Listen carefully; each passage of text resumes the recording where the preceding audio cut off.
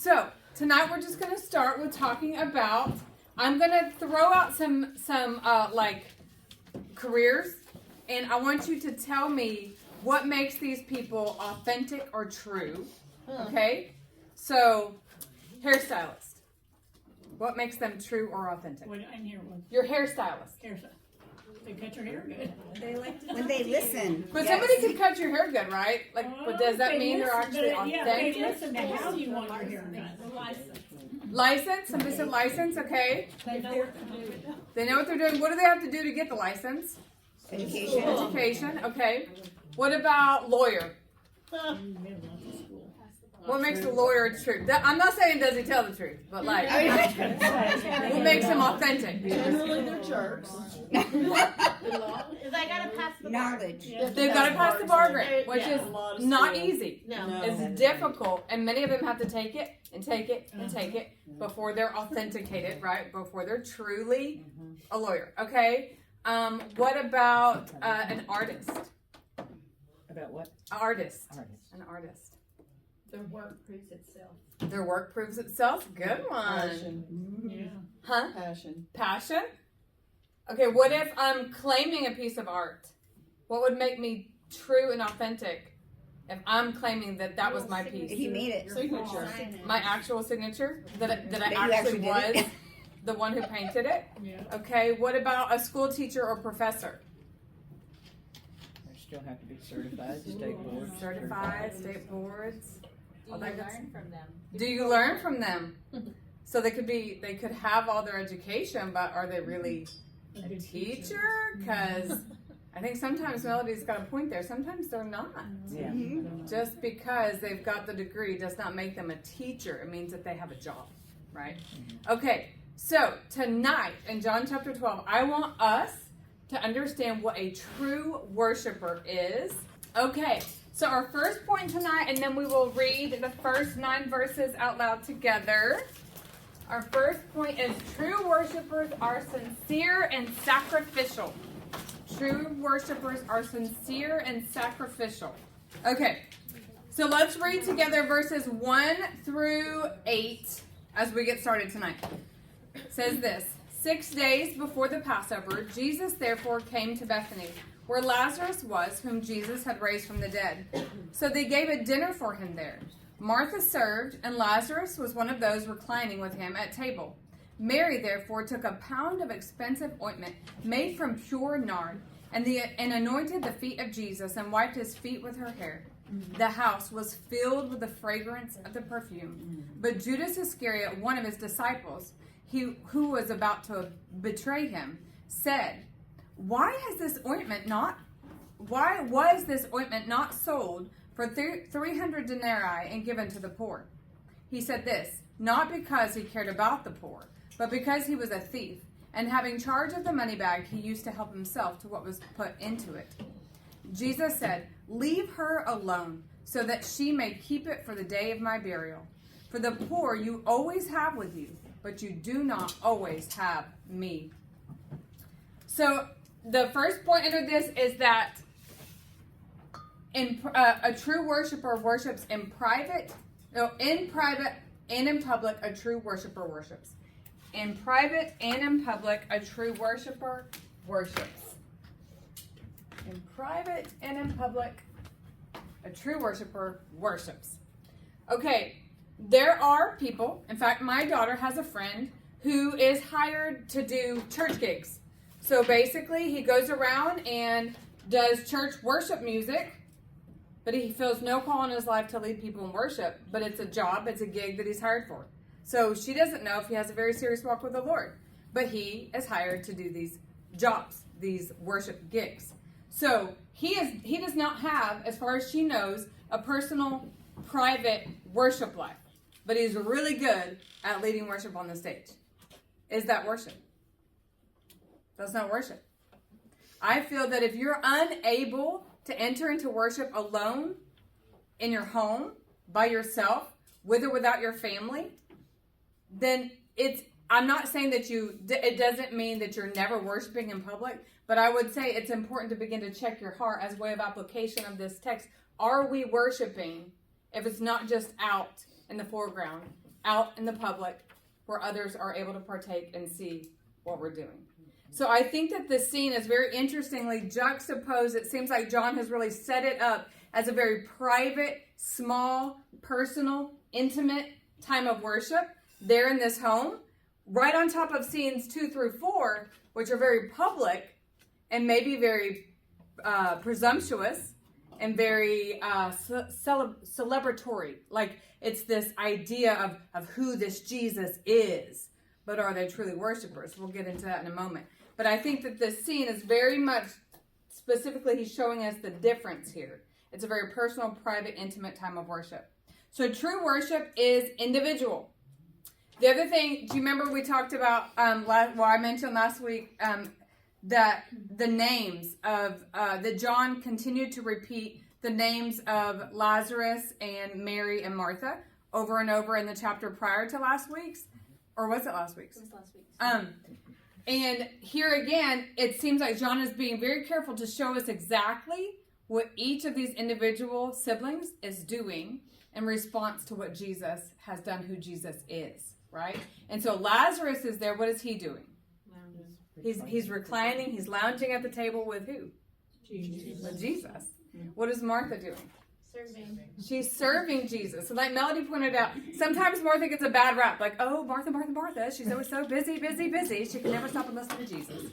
But this, John is not pointing out at all, I don't believe, that Martha is in error here. She is serving her king in this home. In fact, I think that they're all a part of hosting him. It says that they gave a dinner. So when I have you to my home, how many of y'all think Kevin made dinner? Nope. How many of y'all think he made dessert? Nope. How many of you think he might have scrubbed the toilet? Nope. Nope. Daniel might have helped me do some of those things, but Kevin did not. However, does that mean that Kevin has no burden of hosting? No. Does it mean that Kevin is not involved in the hosting and opening of the home? All who were there in this place were hosting Jesus as an act of worship. And then we have, what is Mary doing? She's anointing Jesus. Yeah, she's anointing Jesus as an act of worship. I'll go ahead and spill the beans here. I have an actual jar of nard. That is what I went back home for. And I do not understand where it is. But it was going to be a part of what we're going to do at the end. And so I'll just have to fill you in later. But hopefully I have it next week for you. But this is, the nard that I have is not near as expensive as it would have been for her. Right? This is a sacrificial. Am I to this point yet? No. But we're getting there, so let's go into it. Okay, so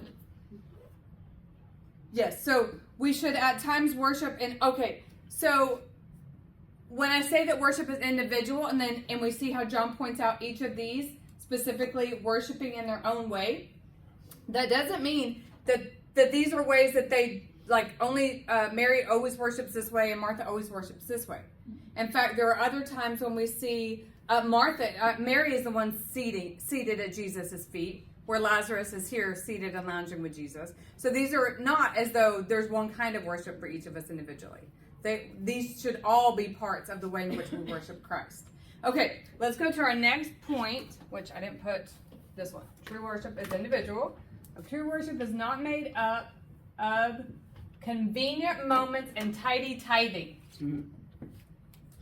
Convenient moments and tidy tithing.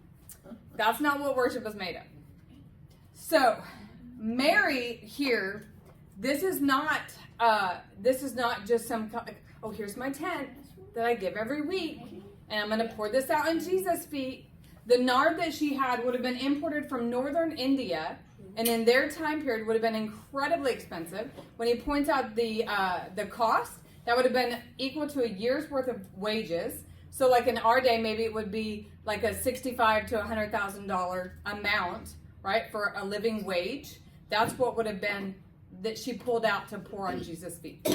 Okay? So, and what else is kind of not status quo here with Mary doing this? It's a little messy. Using her hair. Why? What's the big deal about that? Your hair is personal. Your hair's very personal. And it's the glory of a woman. It was the glory of a woman.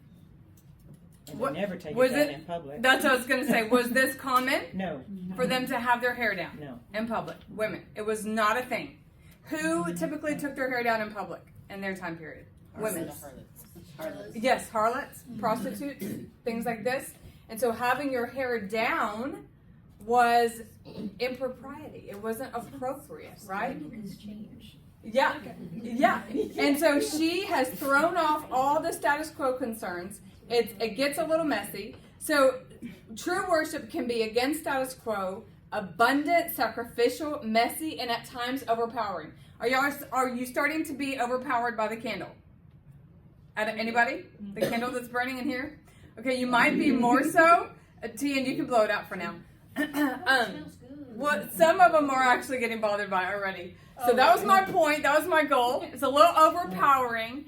However, you would have also been actually smelling a spikenard candle that did not come in, that I ordered a month ago and was supposed to be here finally, like kept being canceled and was going to be here yesterday and did not come in. So that is the equivalent. So the nard candle would have had that same scent of the nard that I was going to bring for you to do something with in a minute. Okay. But my point here is that worship is not just like we show up and it's a tidy little box where we go to church and we worship Jesus and we go home and we give our tenth. It's sacrificial and it can sometimes be messy. Did anybody have any more thoughts in this section of the text yet about Mary anointing Jesus? Yeah, Shirley? I had, number one, that the hair was the glory of a woman. And what I envisioned when she took her hair down, which again was not appropriate, but that was her glory and she was giving it to him.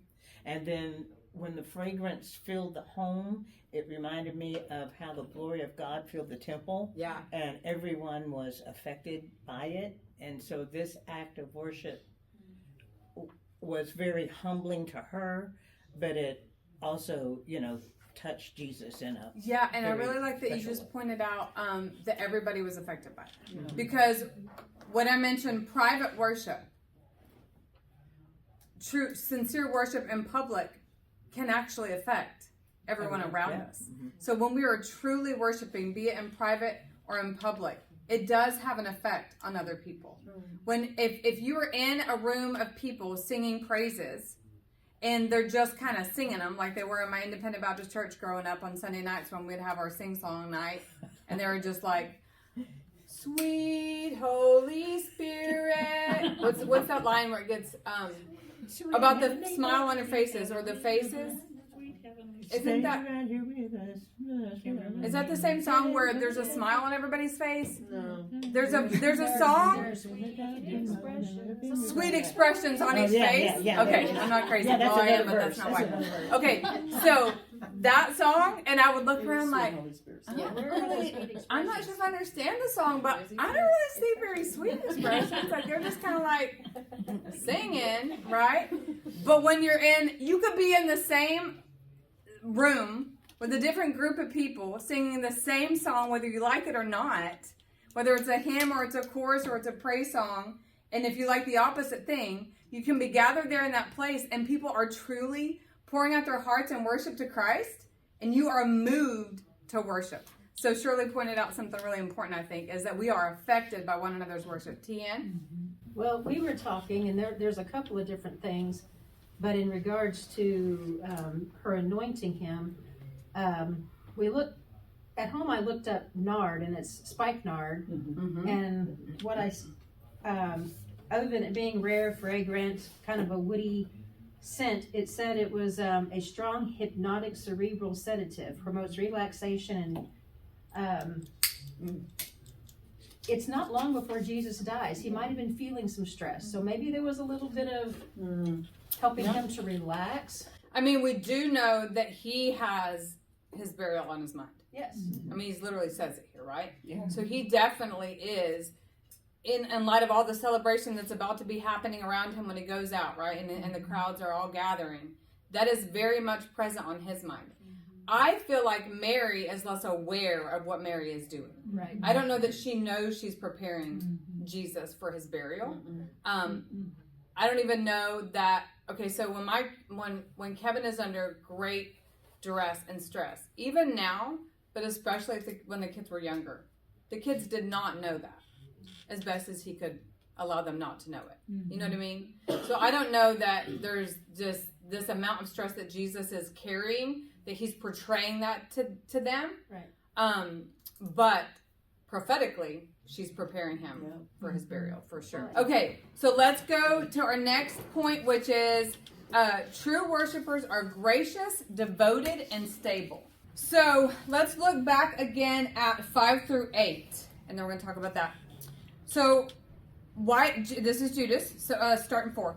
But Judas Iscariot, one of his disciples, he who was about to betray him, said, "Why was this ointment not sold for 300 denarii and given to the poor?" He said this not because he cared about the poor, but because he was a thief, and having charge of the money bag, he used to help himself to what was put in it. Jesus said, "Leave her alone, so that she may keep it for the day of my burial. For the poor you will always have with you, but you do not always have me." So true worshipers are not, in order to talk about them being gracious, devoted, and stable, I want us to look at what they aren't, okay? I want us to get the flip side of that. So true worshipers, they aren't scornful.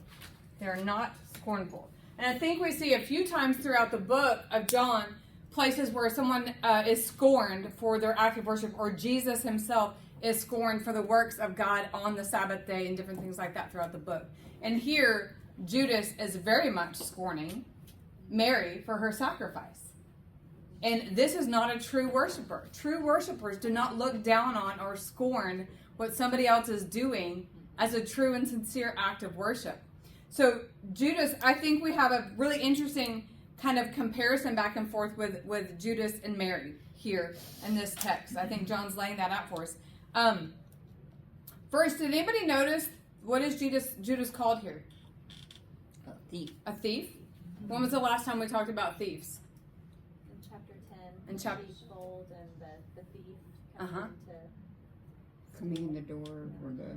Yeah, the thief comes, and now we talked about if we're talking about a robber, because he talks about thieves and robbers in that text. If we're talking about a robber, we're usually thinking of somebody who comes at us in the dark, in the night, sneaks in, breaks in, knife point or gun point kind of thing, right? This is robber idea, and a thief has usually or often been let in.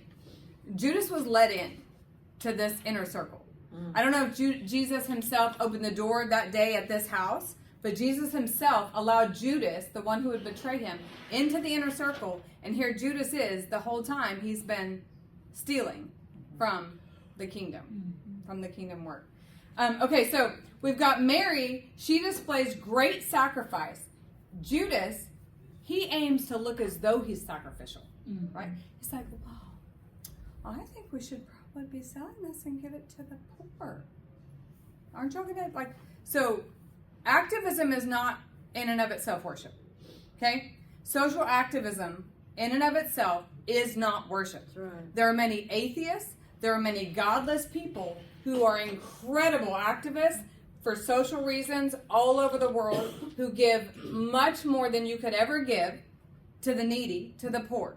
But that in itself is not worship. Okay? And I think that's being pointed out here. One, Jesus already knows the heart of Judas, right? He doesn't think Judas is actually concerned with the poor, but he also makes the statement about the poor. They will always be here. You will always have time to do good works to the poor. But worship me, Judas. That's what's happening, and you're kind of tone deaf. You're here concerned about what she's giving because you're really concerned about what you're taking. So then we have the idea... Interesting. I just said interesting. Yeah. So then you have Mary. Mary prepares Christ for burial, and Judas is preparing for Christ's betrayal. Did anybody notice that? That connection? Say that one more time. So Mary prepares Christ for his burial, and Judas prepares for Christ's betrayal. That's really good. They're both preparing, but for opposite sides of the fence, right? Judas is a part of what's about to go down. Okay, so Mary gives abundantly, and Judas steals regularly. That's a thing he does. Like, he's been doing this. Obviously, like, money is a thing with Judas, right? And from this point until the next point where we see him again, it'll be that he goes to get, what, does John point out the 30 pieces of silver? I don't know if John himself does, but we know that from the other Gospels, if not, that he's paid to betray Jesus, right? So he's got a mind for money. Like, that's his concern, is where is the money going, right? Are there any other, like, instances of this kind of, well, I'm just kind of going back to the scornful thought of the worshipers aren't scornful. Have you ever experienced, it doesn't have to be a personal story, but something or seen something happen where you felt that others were scorned for their acts of worship? And that it could have been because I was thinking when Melody was talking that it, and I don't think this is what you meant, but this is where my mind first went. Like, is he feeling like kind of shown up by her extravagance? That she's sacrificially pouring out this financial offering, this sacrificial aroma on Jesus, and he's so caught up with the money side of it that he almost feels like disgusted at her. That just self-justifying, like, well, you shouldn't be, because we could be doing. So in a way, maybe even believing it himself for a minute, because I think a lot of times we can believe our own stupidity, right? Like when we're in sin, that's the gig, right? We believe it. Like when we're walking in it daily and we're not repenting, it's because we believe it's okay. We've convinced ourselves of this thing. And Judas may have convinced himself. There might have been self-justification. Okay, so where were we? They aren't scornful, and then they aren't spectator-minded. So true worshipers are not spectator-minded. Instead, they're devoted, right? So we've got they're gracious, not scornful. They're devoted, not spectator-minded. So have you ever been the person? And it's okay if you have been the person. Or have you known somebody or a group of people who are spectator-minded in their worship? Yeah? You don't have to say. No, I was just thinking, well, I grew up going to some charismatic churches, and sometimes I feel like all the dancing and speaking in tongues is kind of for show. It can be. It can be. Yeah. And then at times it can be incredibly sincere, right? So I grew up, I call it a schizophrenic Christian. So I grew up in a independent Christian Baptist home until I was in the 7th grade.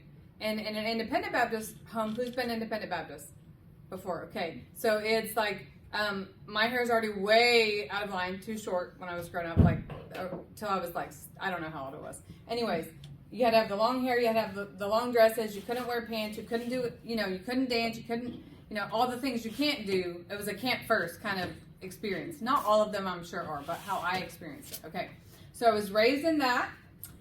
And then when I got into lots of trouble with, which most of y'all know about, by about the middle of 8th grade, my parents were like, well, the public school's not really helping us out a lot, so maybe we can fix her. We'll go put her into a Christian school. Well, the Christian school happened to be a charismatic church that had planted this Christian school. And so I was going to, and about that same time, 7th grade, we left Independent Baptist Church and went to Southern Baptist Church. So now, like we can wear pants. We still sing boring songs.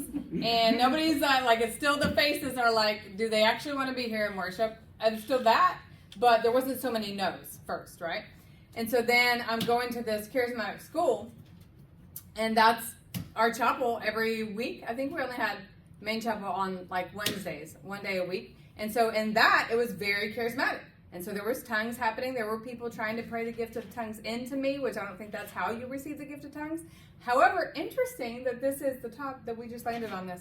Kevin's talking about, he said, I might step on some cessationist toes tonight in men's group.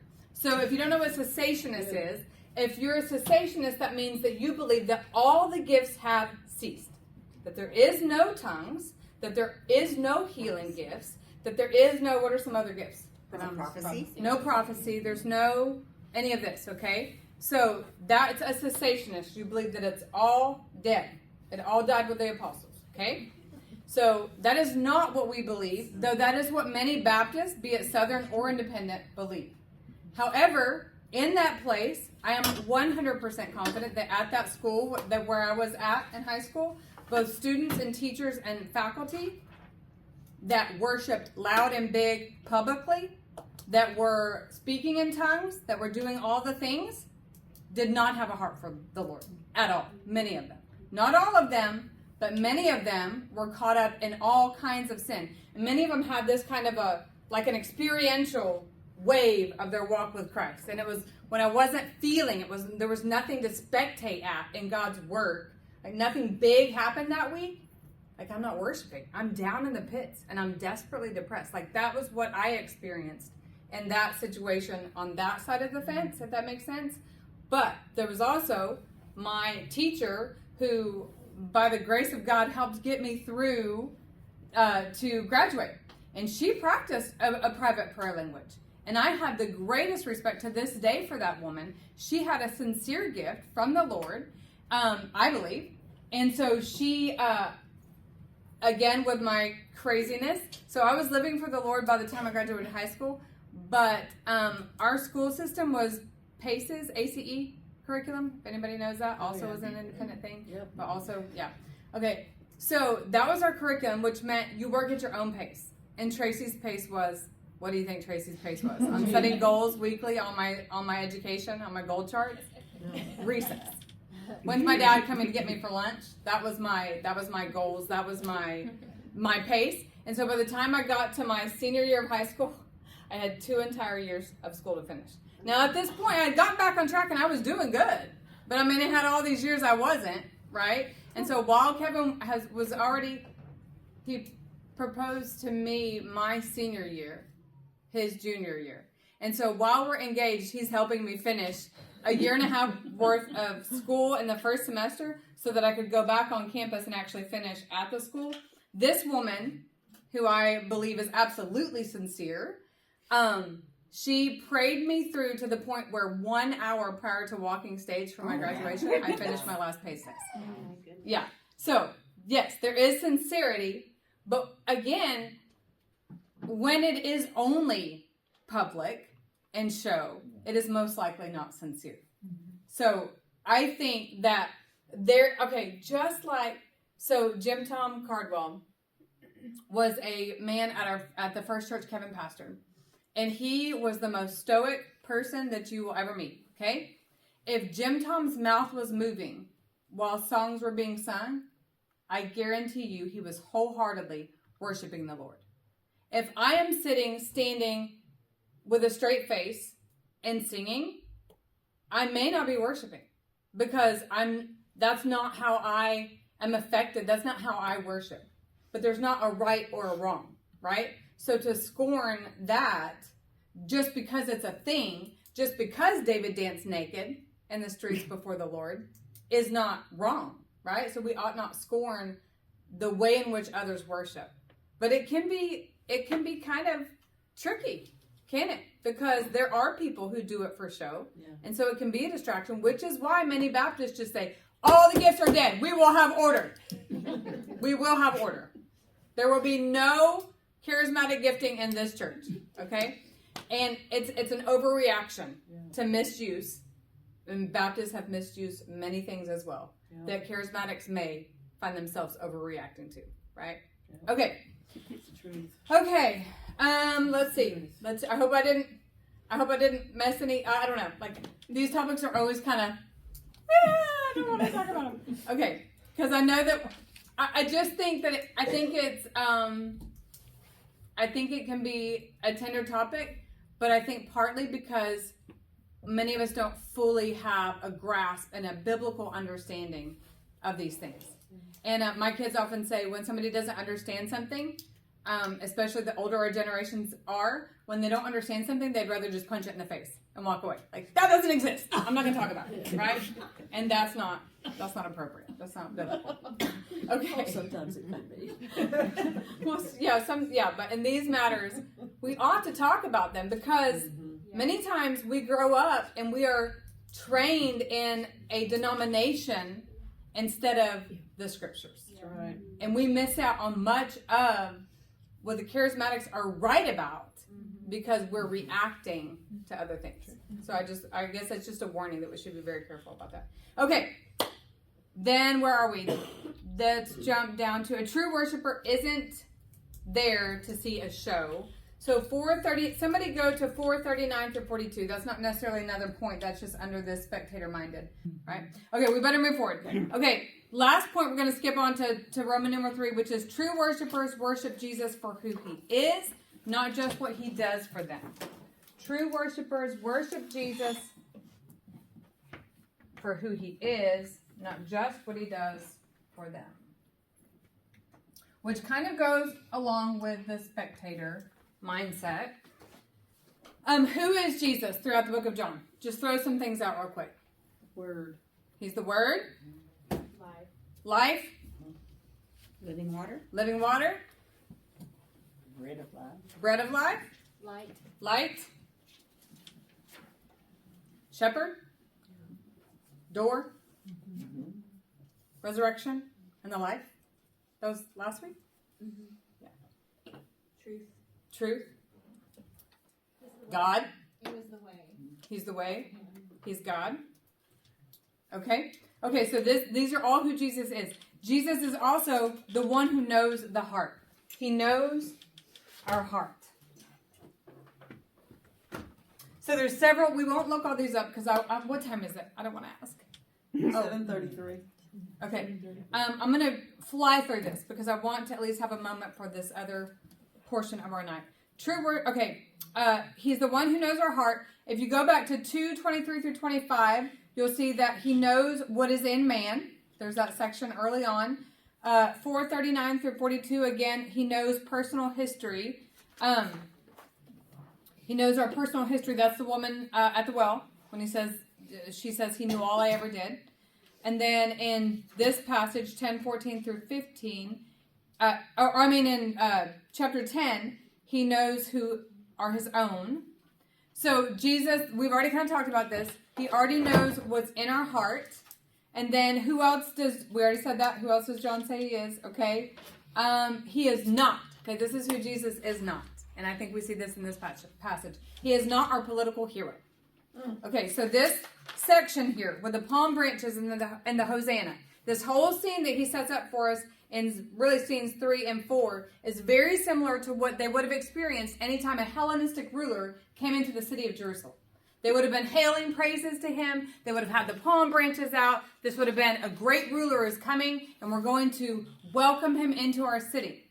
And the Hosanna is a cry that says, save us. But in their mindset, and what I think John is laying out for us here, is that they're saying, save us, our nation, save our nation from our enemies, from our foes, and from our trials. Their concern is a political Messiah, not a Messiah. They're not saying, oh, Jesus has come to be the Savior of the world and to save all people from their sin. They're saying he has come. What do they call him in that passage? They call him King what? Of Israel. King of Israel. Not King of the world. Not Messiah who came to save people from their sin, but King of Israel. And so I feel like this here is more, let me see here. Where am I? Oh, I put back. Okay. For most of the people in this crowd, I think what John is painting for us is that most in the crowd that this is a scene that's more akin to singing our national anthems and waving our American flags as we sport our favorite political party's t-shirt. So this palm branch would have soon after this time period, after Jesus, well, by the time Jesus was on earth, the palm branch had already become a national, if not nationalistic, symbol. Okay? Kind of like a lot of people are making their MAGA hats right now, right? Like this is the thing, the palm branch was Israel. And then shortly after this, in AD 66 to 70, with the Jewish wars against Rome, they began to put the palm branch on their coins. So this was a nationalistic symbol. So that's why I see this as more of a, let's sing the national anthem and wave the flag as our great ruler comes through the street. This is, I think, more the feel of what was actually happening there. More than it is akin to worshiping the Messiah who had come to take away the sins of the world. Okay, so don't let I think oftentimes our nationalism, do you know what I mean by nationalism? Or nationalistic pride? It's the God and country mentality that has gotten so popular in mainstream Christian churches. Yeah. That to be Christian is to be conservative. But when our Christianity mixes with our nationalism, that's not biblical Christianity. No, it's not. It's difficult to worship truly when we have our nation's pride as a veil over it, right? Amen. So don't let nationalistic pride become a hindrance to true worship. Okay, now what we were going to do, we're gonna do our best. And we have nothing. Maybe we should just save it. Save it. Should we just save it and start this way? Let's save it and start this way. Don't even tell you? No, Don't even tell you. Okay. We'll take a few more minutes to ask questions, and then we will do something when you get here next week. Okay.